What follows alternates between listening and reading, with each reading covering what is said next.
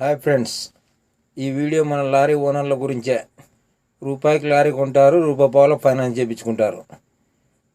రూపాయి పావులకు 30 వడ్డీ ఉంటుంది, మొత్తం ₹2. అంటే మాట వరుసకి చెప్తున్నాను మీకు.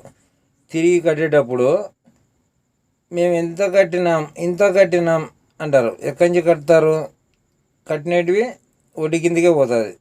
ఎప్పుడు కానీ రూపాయికి లారీ కొనుక్కుంటే కనీసం 30 ఫైనాన్స్ చేయించుకొని పావులను పెట్టుబడి పెడితే ఏదైనా రేపు పొద్దున మనం పెట్టిన పావులకు ఇంకో పావుల మిగిలింది అనుకోవాలా.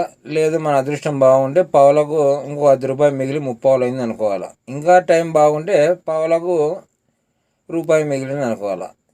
ఒకటి పెట్టుబడి పెట్టలేకున్నారు, రెండోది కష్టపడలేకున్నారు. పెట్టుబడి పెట్టింది లేదు, కష్టపడింది లేదు.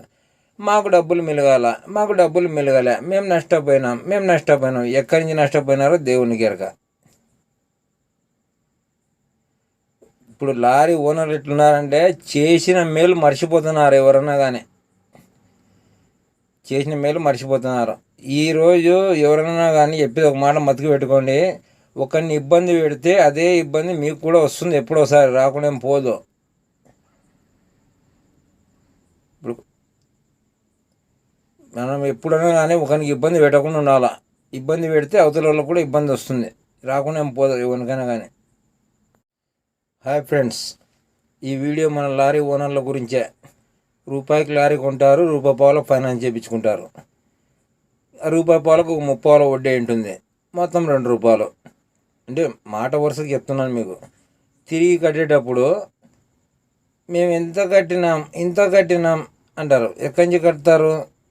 కట్టినవి వడ్డీ కిందకే పోతుంది. ఎప్పుడు కానీ రూపాయికి లారీ కొనుక్కుంటే కనీసం 30 ఫైనాన్స్ చేయించుకొని పావులను పెట్టుబడి పెడితే ఏదైనా రేపు పొద్దున మనం పెట్టిన పావులకు ఇంకో పావుల మిగిలింది అనుకోవాలా. లేదు మన అదృష్టం బాగుంటే పావులకు ఇంకో ₹10 మిగిలి 30 అయింది అనుకోవాలా. ఇంకా టైం బాగుంటే పావులకు రూపాయి మిగిలింది అనుకోవాలా. ఒకటి పెట్టుబడి పెట్టలేకున్నారు, రెండోది కష్టపడలేకున్నారు. పెట్టుబడి పెట్టింది లేదు, కష్టపడింది లేదు.